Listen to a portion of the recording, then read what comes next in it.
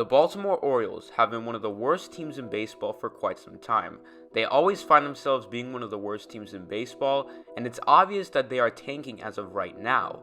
But it's been happening for so long now, and I was just wondering, when will the Baltimore Orioles start contending? I mean, after a while it has to stop, so when will that day arrive?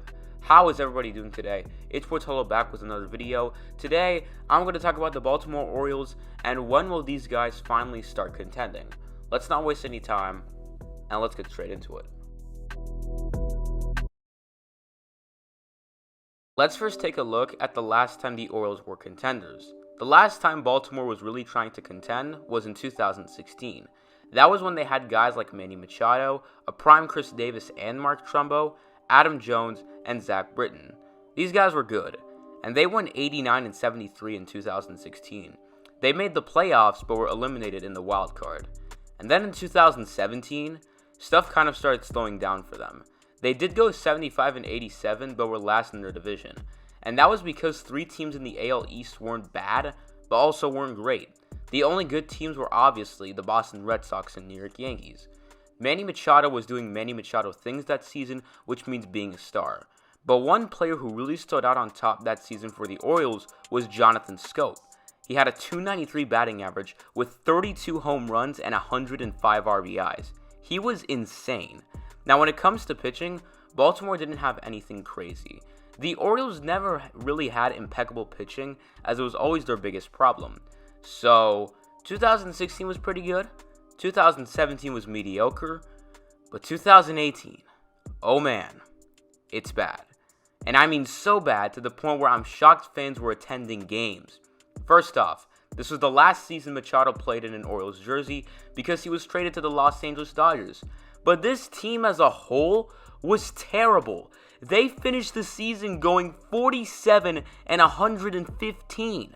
Just so you know, the worst record in MLB history goes to the Cleveland Spiders, who went 20 and 134 in 1899. So think about it. This Orioles team almost lost as many games as them. And the Spiders were so bad, they became a minor league team. It's unbelievable, but back then, baseball just started, and the rules were completely different, and the game itself was different. But anyways, back to the Orioles. This team still somewhat had good hitters, but as for pitchers, it's literally nothing. Dylan Bundy, who was the ace of the Orioles, went 8 and 16 with a 5.45 ERA. The ace was doing this, and that is sad. But I will credit Bundy for one thing: 184 strikeouts. That's pretty good, but the rest is atrocious. Now there is one good thing that comes out of tanking, and that is a high draft pick. In 2019, the Orioles had the first pick of the draft and selected the future star catcher Adley Rutschman. Tanking is one thing a team does when they are rebuilding, but the process is the part that hurts the most for fans, because they don't want to see their favorite team lose 115 games. That would be terrible. But anyways, moving on to 2019. 2019 would still be bad, but it wasn't as bad as 2018. They went 54 and 108. Some players who were playing well for them were Trey Mancini, who hit 35 home runs that season, Hanser Alberto, who had a .305 batting average, Jonathan VR, who stole 40 bases, and for pitching, John Means had 12 wins and a 3.60 ERA. Now the players I just mentioned were good, but the entire squad was still really bad. Now taking a look at 2020, they still played 60 games, and the Orioles weren't playing horrible, but they finished the season going 25 and 35. In my opinion, I don't really think the 2020 season mattered because it was only 60 games, and 60 games shouldn't determine whether a team or player is good or not. But since we're moving in chronological order, and we've looked at good players from every season, why don't we see what the Orioles had that season? The best starting pitcher that season, I guess we could say, was John Means with 42 strikeouts. As for hitting, Hanser Alberto had a .283 batting average, Renato Nunez hit 12 home runs, and Anthony Santander had 32 RBIs.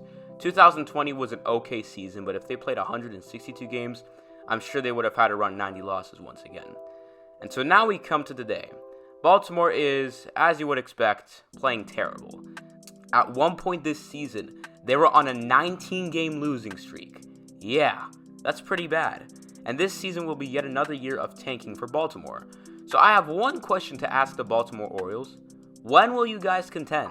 I mean, seriously, when will the day arrive where you say let's try to make a playoff push? Well, here's what I think Baltimore should do.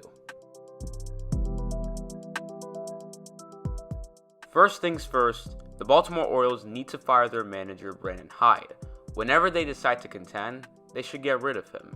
And the way I'm looking at it right now is that Hyde is babysitting the Orioles. He's waiting for those young guys to develop and for the team to improve.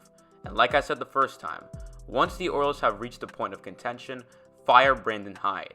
The next thing Baltimore should do is, while rebuilding, pick up some underrated players who can make an impact for the team.